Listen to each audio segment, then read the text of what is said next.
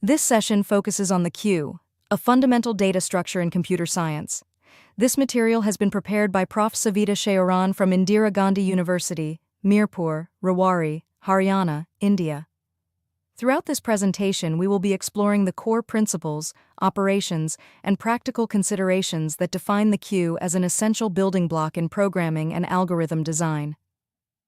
Now that we have a solid understanding of the simple queue and its operations from our previous discussion, let's take a broader look at the different types of queues that exist. There are 4 types of queue. The simple queue, whose operations were explained in the previous video, serves as our foundation.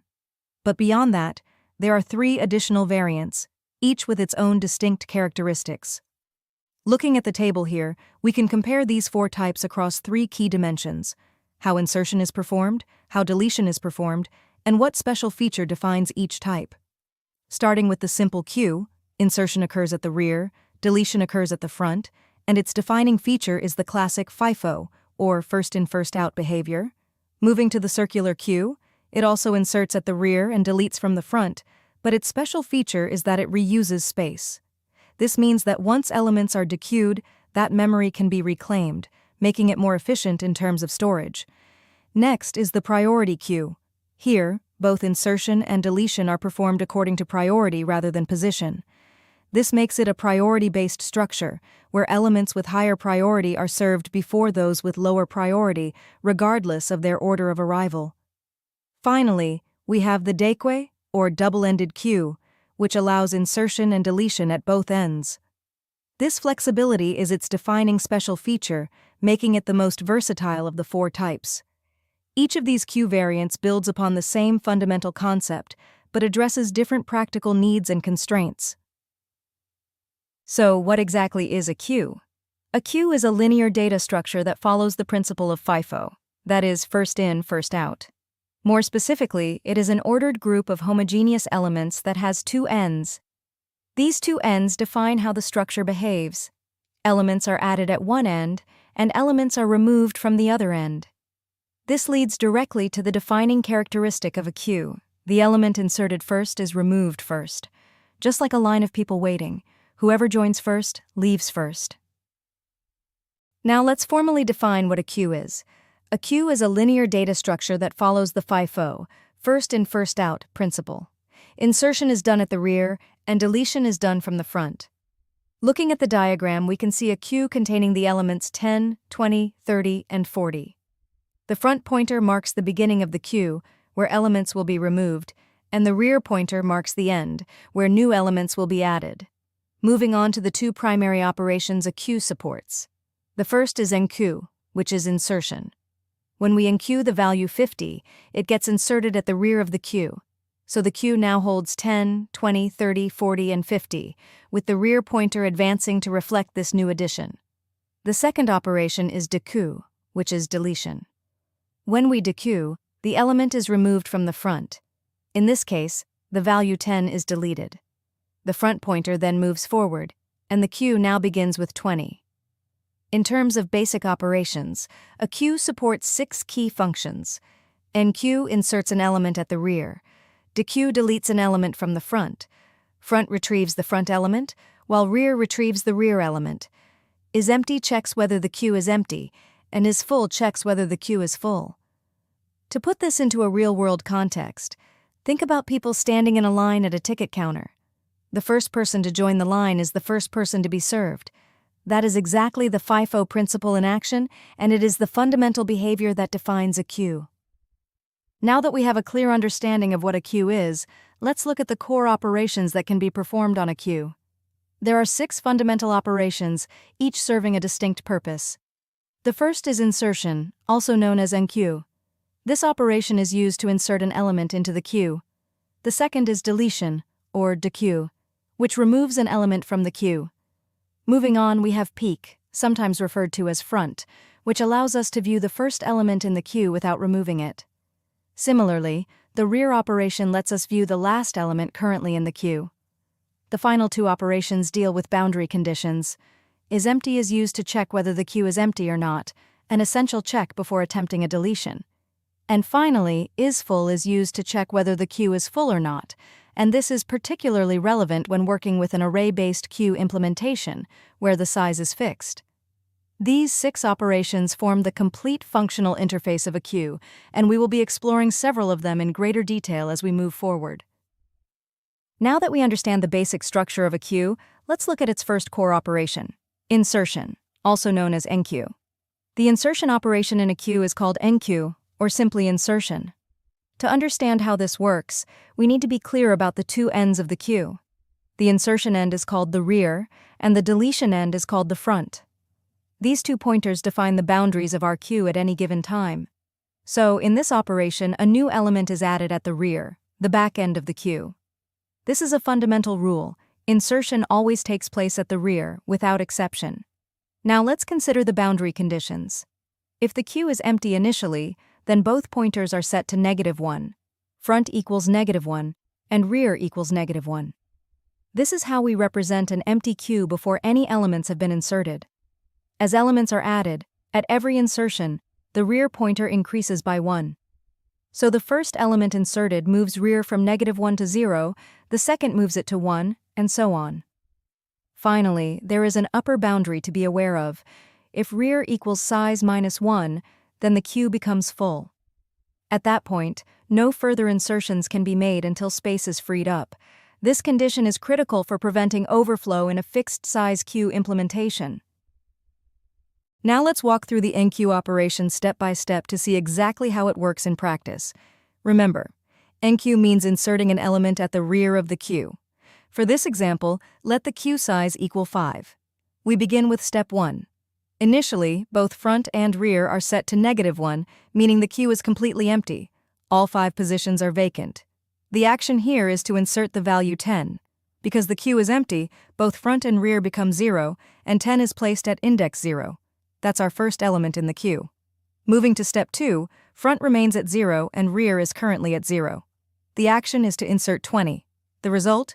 20 is inserted at the rear, and rear moves forward to index 1. Now the queue holds 10 and 20. In step 3, front stays at 0 and rear is at 1. We insert 30. The result is that 30 is placed at the rear position, and rear advances to index 2. The queue now contains 10, 20, and 30. Step 4 follows the same pattern. With front at 0 and rear at 2, we insert 40. The result? 40 is inserted at the rear, and rear moves to index 3. 4 elements are now in the queue. Finally, step 5. Front is still 0 and rear is at 3. The action is to insert 50. The result? 50 is inserted at the rear. Rear moves to index 4, and the queue is now full. All 5 positions are occupied. 2 key takeaways to note here. Insertion always happens at the rear, and if rear reaches the last index, that is, size -1, the queue becomes full. To summarize the overall state, we started with front equal to -1 and rear equal to -1. After all 5 insertions, front equals 0 and rear equals 4, perfectly reflecting the filled queue. Now that we've covered how elements are inserted into a queue, let's walk through the opposite operation, the delete operation, also known as dequeue, step by step. Dequeue means removing an element from the front of the queue. To illustrate this clearly, let's work with a queue of size 5. Before any deletion begins, our initial state has front equal to 0 and rear equal to 4, with the queue containing the elements 10, 20, 30, 40, and 50. In step 1, we delete the element from the front. The deleted element is 10, and as a result, front moves to 1.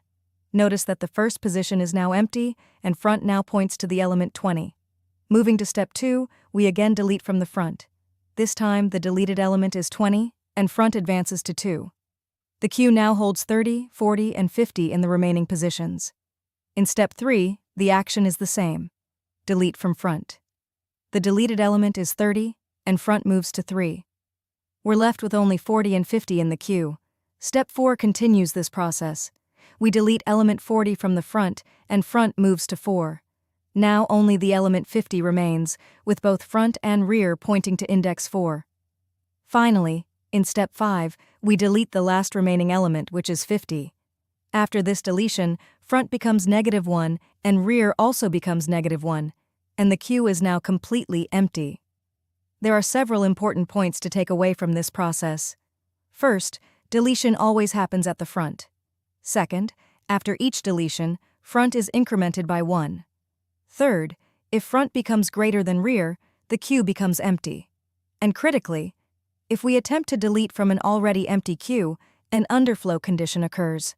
To summarize the state transitions, we began with front equal to 0 and rear equal to 4, holding the values 10 through 50. After all 5 deletions, both front and rear reset to -1, confirming that the queue is empty. Now that we understand the mechanics of the queue, let's explore why this data structure is so widely used. A queue follows the FIFO, first in, first out, principle, and because of that, it is used in many real-life and computer applications. Let's walk through some of the most important ones. Starting with CPU scheduling. When multiple processes are waiting to use the CPU, they are placed in a ready queue. The first process to enter is the first to get CPU time, a classic application of FIFO. Next is the printer queue. When you send multiple documents to a printer, they are queued up and printed in the same order they were received. Document 1 goes first, then document 2, and so on. Third is ticket reservation. Think of people standing in line at a ticket counter. People join the queue, and the first person in line is served first. Exactly how a queue operates. In call center systems, incoming calls are placed in a call queue, and the first caller to connect is attended to first. No one jumps ahead. Order is strictly maintained. The keyboard buffer is another everyday example.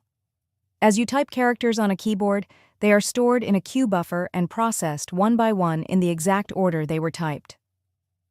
Moving to computer science applications, Breadth First Search, or BFS, uses a queue to visit all neighboring nodes of a graph first before going deeper into the structure. Similarly, Level Order Traversal of a tree uses a queue to traverse the tree level by level, from top to bottom. In network packet handling, packets arriving at a router are stored in a queue and forwarded in the same order they arrived, ensuring data integrity and proper sequencing. Message queues are used in distributed systems where messages are processed in the order they arrive, ensuring reliable communication between components. Web server requests work the same way. A server handles incoming user requests one by one in arrival order using a request queue. Interrupt handling in operating system stores. Hardware interrupts in a queue so they can be processed in order, preventing any from being lost or skipped. Streaming and media buffers rely on queues as well. Audio and video packets or frames are stored in a buffer queue before playback, ensuring smooth and uninterrupted media delivery. Simulation systems, such as bank counters, traffic systems, and airport check-ins, use queues to model real-world waiting scenarios accurately. E-commerce order processing ensures that customer orders are fulfilled in the same sequence they were placed, using an order queue to manage the workflow. And finally, task scheduling. In operating systems and job schedulers, tasks are executed one by one in the order they arrive, managed through a task queue. To summarize this slide with a key takeaway, a queue is used wherever tasks or resources need to be processed in the same order in which they arrive. That single principle makes it one of the most practically relevant data structures in both real-world and computing contexts. Now that we've covered the theoretical foundations of queue operations, let's look at a complete C++ implementation that brings all of these concepts together, covering insertion, deletion, and display in a single program. Starting with the program structure, we include the IOStream header and use the standard namespace. We define a constant size of 5 and declare our queue array along with 2 integer pointers, front and rear, both initialized to -1, indicating an empty queue. The first function is the enqueue function, which handles insertion. It begins by checking if rear equals size -1. If so, it prints queue overflow, meaning the queue is full and no more elements can be added. Otherwise, it prompts the user to enter an element, reads the value, and checks whether front is -1. If it is, front is set to 0, initializing the queue for the first time. Then rear is incremented, the value is stored at queue rear, and a confirmation message, inserted successfully, is displayed. Moving to the dequeue function, which handles deletion. It first checks if front equals -1, or if front is greater than rear. Either condition indicates the queue is empty, and it prints queue underflow. Otherwise, it prints the element at Q front, followed by deleted successfully, then increments front. Importantly, there is a reset condition. If front becomes greater than rear after deletion, both front and rear are reset to -1, restoring the Q to its empty state. The display function checks if front equals -1. If so, it outputs Q is empty.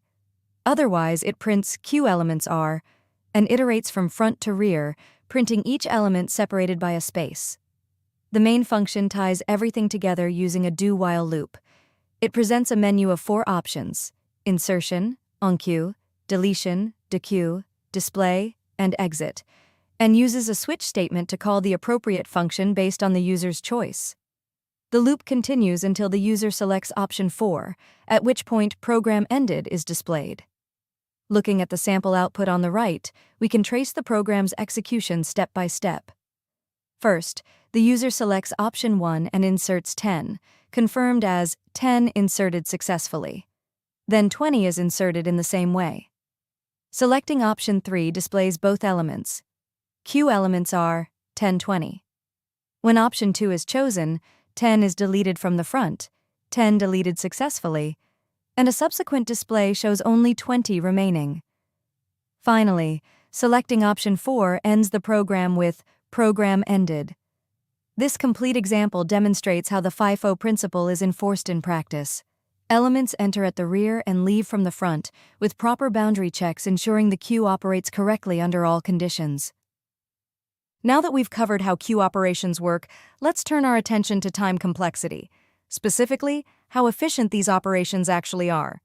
Looking at the table here, we have 3 core operations and their corresponding complexities. Starting with enqueue. Insertion takes constant time because the element is inserted directly at the rear. This gives us a complexity of O, 1. Moving down to dequeue, deletion also takes constant time because the element is removed directly from the front. Again, that's O, 1. And finally, peek. Simply looking at the front element without removing it is likewise O, 1. So what's the key takeaway here? All 3 fundamental queue operations, enqueue, dequeue, and peek, run in constant time. There is no traversal involved, no searching through elements. Each operation targets a specific known position, either the front or the rear, making the queue an exceptionally efficient data structure for these tasks. Now that we have a solid understanding of how the queue operates, let's take a step back and evaluate it, looking at both its strengths and its limitations. Starting with the advantages of queue. First, it provides simple FIFO management, meaning the order of processing is straightforward and predictable. It is particularly useful in scheduling, as it allows tasks to be queued and handled in sequence. This also ensures a fair processing order. Every element gets its turn based on when it arrived. Building on that, the queue supports efficient scheduling, making it a natural fit for systems that need to manage multiple tasks or requests. Another notable strength is its easy implementation. The core logic is not complex, which makes it accessible and practical to use. The queue is also useful in buffering and synchronization, especially in scenarios where data is being transferred between processes at different speeds. And finally, it supports efficient insertion and deletion, with both operations typically executing in constant time. Turning now to the disadvantages of queue. One significant limitation is the fixed size issue in an array-based queue. Once the array is full, no more elements can be added without resizing or restructuring. Closely related to this is the problem of memory wastage in a simple array queue, where dequeued positions at the front of the array cannot be reused without shifting elements or implementing a more advanced structure like a circular queue. So while the queue is a powerful and widely applicable data structure, these limitations, particularly in array-based implementations, are important considerations when choosing the right approach for a given problem. And that brings us to the end of this overview of the queue data structure. We've covered its core FIFO principle, the mechanics of the front and rear pointers, the enqueue operation and its boundary conditions, time complexity, and the key advantages and limitations to keep in mind. Thanks for your attention, and I hope this has given you a solid foundation for working with queues in your studies and future implementations.